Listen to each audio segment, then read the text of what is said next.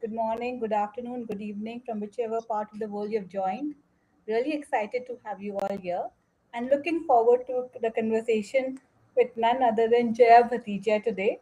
Uh, so, just setting the context, coaching culture that lasts, culture that builds, sustain, evolve, last, that's the broad umbrella theme. I'll just recall a book. It's about a decade, very popular around a decade back. A book called "Built to Last" by Jim Collins. That talked about things that are built and they last for time. In a world of hyper VUCA, hyper Barney world, I think the concept of something that's everlasting possibly has gone, but an era of evolving, era of sustaining. That's the era we are in. So today, Jaya, in the conversation, we want to talk about something in the lines of coaching. So the coaching culture, but that's not something completely that will forever last, but the entire feel of what will it make it sustain, what will it make it to evolve. That's the spirit. And beyond the systems and structures, what is the spirit? What's the connection of that? That's an arena. Would love to explore that with you. Sure, let's bring it on. Let's see where we go with this. Super. So tell me one word, one metaphor, one description that comes to your mind when I talk about coaching culture that really, really lasts. A sustained coaching culture is built on organic principles, organic human principles. How humans need to be taken care, adults need to be taken care. So, if I have to use one word, it just comes to, the metaphor comes to me is that people ka ped, right? Which kind of takes a lot of time to grow, or even bamboo trees, which takes a lot of time to grow. But then they have real strength in them. There is no hurry of growth. I think what has happened over time is that the fast, hurry, more words have actually just put us on a steroid culture, and that is what is biting us. So a culture, or any culture actually, or coaching culture, should be something which is built on human principles, and has deep roots, so to say, an organic versus what synthetic stuff we utilize today. So that's the comparison I always make, and I always say it's not an antibiotic, cannot be. Mm. I think it's a music to my ears, Jaya. Someone who believes in conscious life and conscious flow as an idea. Yeah, What you say is deep roots, organically growing over a period of time and growing with strong foundational principles. right. Great. In an era of Gen Z population, Gen Alpha population, their dimensions of feedback, autonomy, growth are quite different. Hmm. So what is the implication of a sustained coaching culture in this context? Well, if you say that Gen Zs are actually living the slow life, it's us who are in hurry. So that's the reason there's always a disconnect कि ये ज्यादा time काम नहीं करते, ये 6 बजे के बाद काम नहीं करते, ये they do not pick up calls, they're too casual. Now all that is coming from our vocabulary of speech, right? But if you actually talk to Gen Zs, they're quite self-aware. They have boundaries around, I don't want this in life and I want this in life. So they are going super slow based on their understanding of the world. They see their parents running around having no time with them. They see that what's the point earning so much if you can't have friends. They see all that, and maybe they're trying to use these concepts too early in their life. Again, our perception and judgment about them. But um, I don't know who needs to change. That's the question. Because Very interesting. I'm always telling this in training programs that, remember, we are in their world, they are not in our world. We can judge them. We can say they're slow, they're lazy, they're not aspirational, da da da da. All that we can do. But actually, they're doing what we are not able to do. Mm. Mm. So in that perspective, it's a in your view then that's a community or that's a population that will all the more embrace the culture of sustained coaching. Uh, Hmm. Correct. yeah, and any example of coaching a Gen Z or Gen Alpha talent, and any interesting insights from there, Jaya? Well, couple of them, their questions are very different. They talk about life purpose at this stage. They talk about having good conversations and something that we are struggling to do. They talk about mindfulness and not stressing out. For example, my son will say, "Mama, why are you stressing it out? Everything will work out in the end." So then you feel that, now our authority gets challenged at then those places, right? So my experience, and in fact, I love working with Gen Zs. Their ideas might be radical, or lack experience. However, the awareness and the groundedness is quite clear in their characteristics. So confusion is because if somebody is grounded without much of an experience can create confusion in people's mind, right? Mm. So that is what is happening because we have gone through a struggle period. We have seen a lot of benefit of speed. We think that groundedness and slowness should be earned once you have achieved everything in life. So all those contradictions that they present are something which is hard to digest at this life. I remember one of the parents who said, "आप coaching करते हो मेरी बेटी को समझाओ ये बोलती है my purpose is to be happy."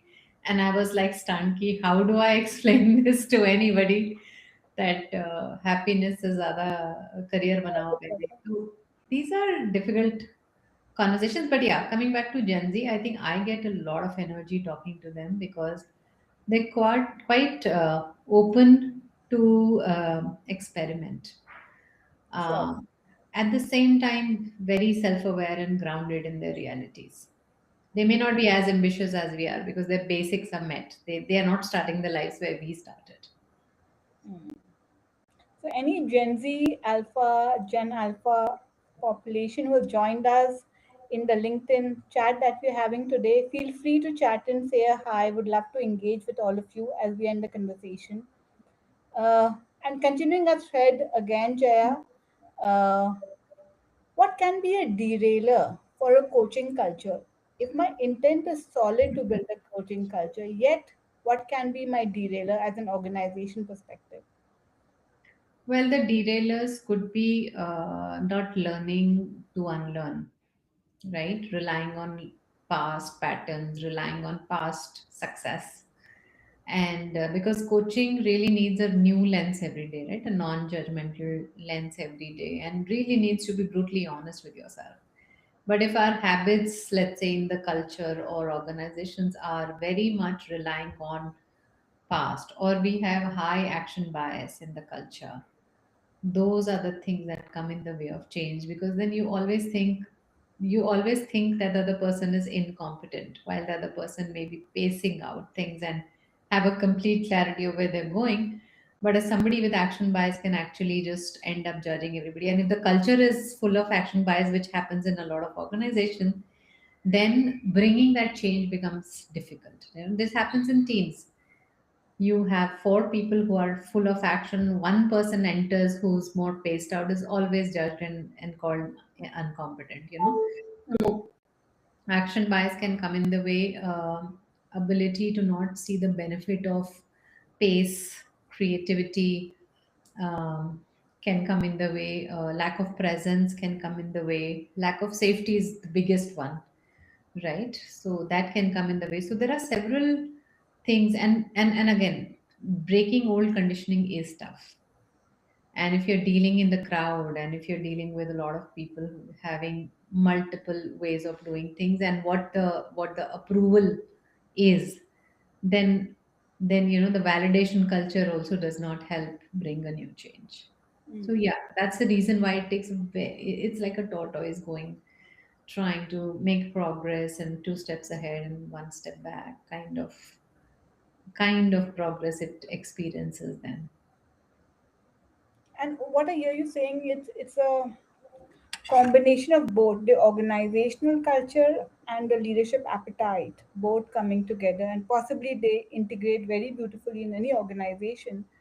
So Yeah, if both has to work in tandem. agree because see, culture carries a lot of hangover from past, no?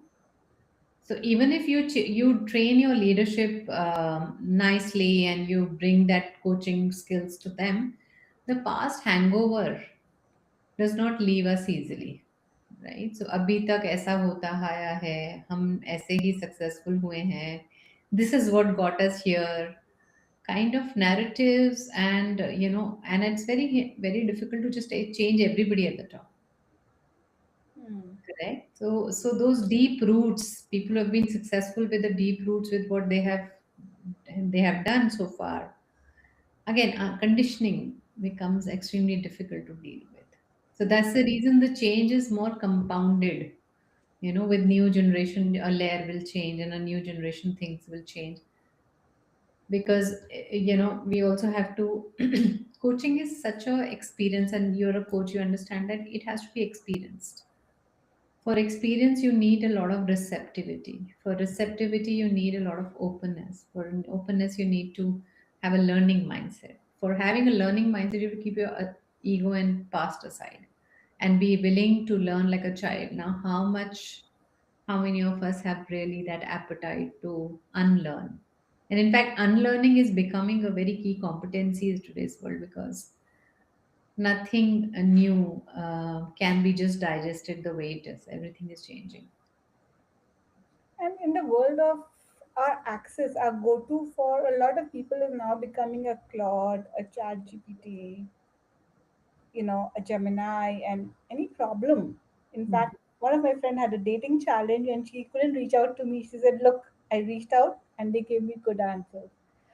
You know, I'm sure population is also reaching out. The talent, the way they are working, it's so much a part of a working ecosystem. Hmm. What is the benefit of it? What can be a challenge of it from a culture perspective, coaching culture perspective? You mean the AI, right? Yeah, the AI. Yeah. See, from the coaching culture perspective, it has benefits also. It can give answers if the right questions being asked. But it can also close down communication in an environment where already communications are not taking place. Right? So today I have seen a lot of people saying I use ChatGPT as my therapist, which means one opportunity of an honest conversation gone. Now you will not be as vulnerable as you can be in front of a human when you're chatting with an AI. AI, you're actually chatting with AI and finding answers because you don't want to confront a human and don't want to accept that I am feeling weak, I'm feeling alone, I'm feeling emotional. All that opportunity goes away with AI, right?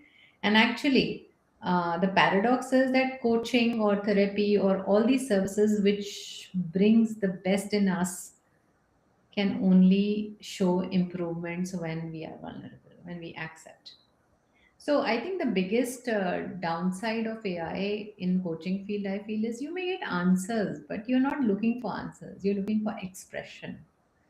So you're looking at the wrong place, because it's not about what should I do if I'm alone, but it's about feeling and expressing and having those authentic relationships in our lives, which can give you that freshness and the feeling of belongingness, because AI can't give you belongingness. I mean, I'm seeing newses around, people getting married to AI, people finding friends in that and saying AI is my best friend. I have my doubts on those, conversations, because we are human end of the day. We want to feel. Yeah. And just taking the thread further, I think leaders also have a lot then in their plate to be more available, to be more vulnerable, to be more present. Yeah. Because if they hide behind a few lot of work, or they're just not available, the Mhm. talent may just go to what is available for them and not approach them. Hmm. So I think the quotient of approachability that a leader needs to possess, showcase, and really be available has to increase. uh, Hmm. Yeah, I mean, see, non-availability is a blanket one wears, because when they don't know how to deal with so much outside. So avoidance is one of a very commonly seen coping mechanism in today's world. hmm, conflict आ रहा है avoid कर दो, ज़्यादा लोग बात करना चाहते हैं अवॉइड कर दो, ज़्यादा डिमांड आ रही है अवॉइड कर दो, because it's a blanket you're hiding under, because you don't know how to deal with it, how to do those difficult conversations, how to actually address people's difficult dilemmas, how to create a balance between productivity and empathy. तो वो skills missing है हमारे environment में ना, सो जब missing है तो फिर हम क्या करेंगे, we hide, because I can't put a face and say मुझे नहीं आता, I am a leader, how can I say that, so then I avoid and say, "Acha, I'm not available, I'm busy." Right? So approachability is important, required, because that's the only solution. So intimacy is the need today. Hmm. But has that been taught to us? No. Is vulnerability taught to us? No. Are we comfortable saying things like, hey, it's okay, just sit, and even if it feels awkward, just sit and have a conversation? Are we trained for that? And after doing that vulnerable conversation, are we okay to get back to work and raise accountability? Tough, right? So those are the dynamics that we find ourselves in between these days. Thanks. I think very good call out, Jaya. Very relevant. I could relate to a lot of them. There's a question from Shraddha. She's appreciated a comment on difficult to go let go of old conditioning for anyone. And at org level, it becomes all the more challenging. Absolutely, Shraddha. Letting go of conditioning and completely at an org level. I think great call out. Mm. Those who have joined us, any questions? We are in the last few minutes of the conversation. So, any specific question, feel free to chat in. Would pick it up and would love Jaya to respond. So, just stay connected with us. And with that, Jaya, moving to the next question. Uh, at an organizational level, what is one shift an organization can make to build a sustained culture of coaching? Start with your values. Look at your values. How many values are masculine in nature and how many of your values are feminine in nature? How many organizations have values like creativity and pace and conversations and vulnerability and intimacy? Wow.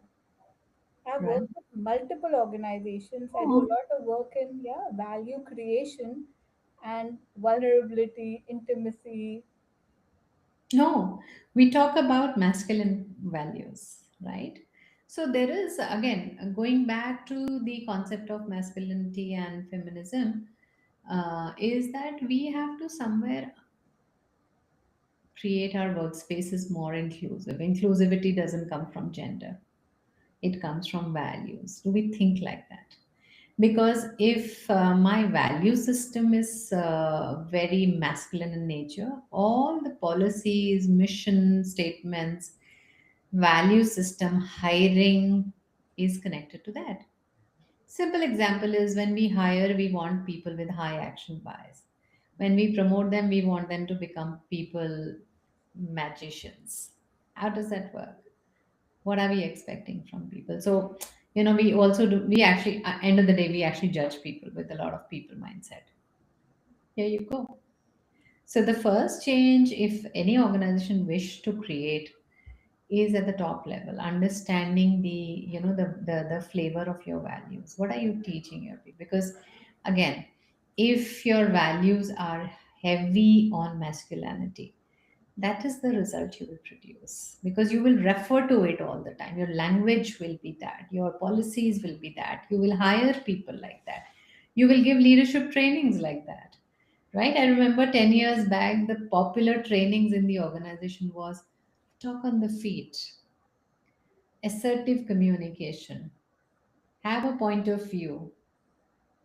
So you're basically creating a new condition. I'm not against it, but I think now the times have changed. You want people to reflect, you want people to think, you want people to be creative. Everything needs time. And to be able to do that with a high quality, it needs that space and acceptance. So are we giving that? Yeah, some values like empathy is the one which has now come onto the forefront of many organizations. Yeah. And with that, the skill set of really deep listening, Hmm. creativity, and with the element of design thinking coming in the customer shoes. Customer obsession was always there, but there's such a masculine, space to it. But customer empathy has a very different flavor to it. So Yeah. thanks for calling that very interesting perspective, Jaya. And I think many of us can leverage it in our day-to-day Hmm. work with various clients, with organizations, and so forth. The same question, if I say, Hmm. as a leader, okay, what would you invite them to do to really become very sustainable as coaches in the area?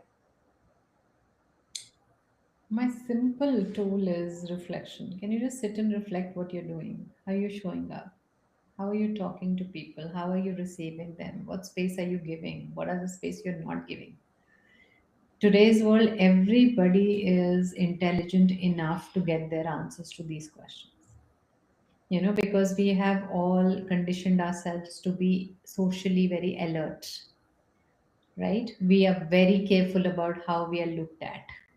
We are very careful about our images. So if you sit and reflect, how am I coming across? Will give you a lot of answers. I think the time that we don't give for that puts us into a loop, a constant loop of continue to do what's not working internally, but you're doing that for survival. Hmm. So that integration of internal conversation and external behavior itself can bring a lot of change, even if you don't do much. Because when you start reflecting, you will be compelled to hear or listen. When you reflect, you will be compelled to correct the behavior that is not accepted, or that's not very going well in the environment, or that's hurting someone without your permission, or survival behavior. So all that can start happening. I think if nothing, at least 10-15 minutes of daily reflection about how you're coming across in this world to people can do a lot of good to a lot of leaders and coaches, even Okay. parents. So you do you recommend every day taking out 5-10 minutes, looking at a day, and not only about what have I achieved, what was my day like. It's about how did I make people experience myself. That's Good experience. Yeah, yeah, because there will be blind spots also there. I may think very differently about myself, but people are experiencing me very differently. So am I okay to hear others' point of view? And am I okay to ask people, how are you experiencing me? If in today's world, because people are so aware and alert, if you pay attention, you will know, who wants to have a conversation with you and who's avoiding you is very, very evident, right? So it's just about paying attention to that data point, mm, right? And the culture of I don't care doesn't help, because then you're hiding your blind spots further. But if you care a little bit about your own self, you will know. Everybody knows how what kind of responses I'm creating, what kind of experience I'm creating in my environment, in my family. All that is very much possible in today's world. It was difficult earlier when people were less aware, but today it's just about, and again, good intentions are not enough. You have to act on it. mm, Having good intentions are not enough. You have to demonstrate that in your behavior. mm. I see one question that's come from the audience, and in the interest of time, let me pick that up. How does any culture, including coaching culture, percolate and gets established? And maybe one specific example where it has actually happened, a coaching culture that has been embraced, percolated, and established. What's your favorite example, Jaya? See, the culture percolation happens from top to down, and definitely, barring the recent incidences, Tata is always my go-to about how they have built the culture, and several examples when they have proven how they have taken care of their people. Taj being one of the very big incidents in the history, and several other examples from Ratan Tata. So I see that the groundedness in the leaders, and I have coached several of them, so I know the kind of pace they come with, and the kind of mindset they come with, and the humility they come with actually serve their culture in a long way, right? So the depth and the need to understand and learn is high, while they're being paced out without being so competitive. They still learn, they still want to grow, and it's a very different flavor to work with them. So I highly appreciate the way they have built their roots from past. Yeah. Thanks, Jaya.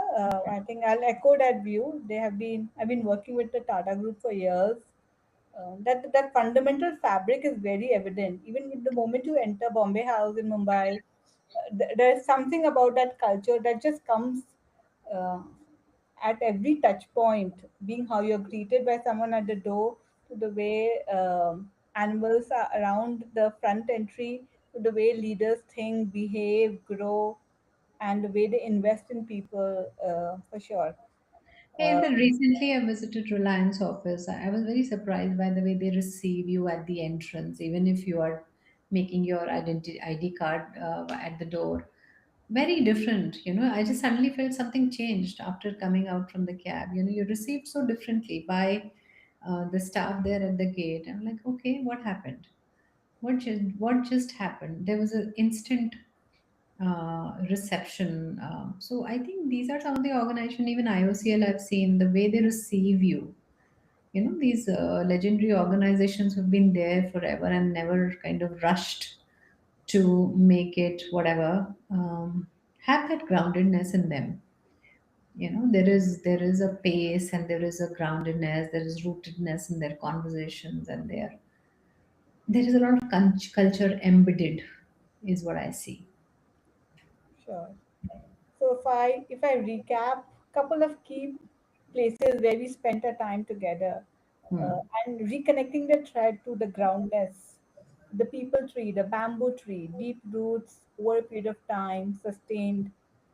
We discussed about Gen Z and Gen Alpha, their belief in this, the natural orientation towards this, Hmm. somewhere possibly our openness to embrace it is what we may have to look at it, but they Hmm. know foundationally very well where they need to put their time, what is important for them, what's their priority. I uh, think there's a need for us to understand them more. hmm, I think it's too early to judge because it's very easy. I hear in every room these days Gen Z essay and Gen Z essay. I'm sure for Jesse BM, we have to understand them. They come in a different world. uh, when we ask you about derailing the culture, what could derail it? It's the rush. It is the non-coherence of what you believe, what you say, Yeah. at times the non-availability. I think that's a very important element we dived into.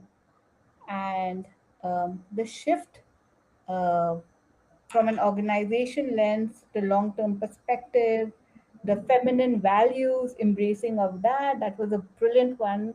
I think many of the people who have joined will benefit from that insight of really embracing the masculine and the feminine value, and then how leaders appear, and at an individual level, vulnerability, reflection as a powerful tool. I think some great insight, Jaya. Any last thoughts, any last message you have on this one today? Oh, I think we don't need too many ideas. We just need to implement the ones that we believe in. That's all. I mean, I don't believe in having too many things on the plate, but whatever you have, just digest that. So, 10 minutes reflection, honest conversation with your own self can do a lot of good to organizations, societies, families, relationship. I've seen it working in my close circle. So, even if people are able to go and implement that, that's good enough. Sure. Thank you so much. Thank you for joining today's conversation, Jaya. Thank you, everyone who has joined us. Thank you for some great questions. We look forward to staying connected with all of you and seeing you all in more such sessions. Thanks a Thank lot. you. Thank Bye. you for the space. Thank you. Thank you. Bye-bye. Bye. Bye.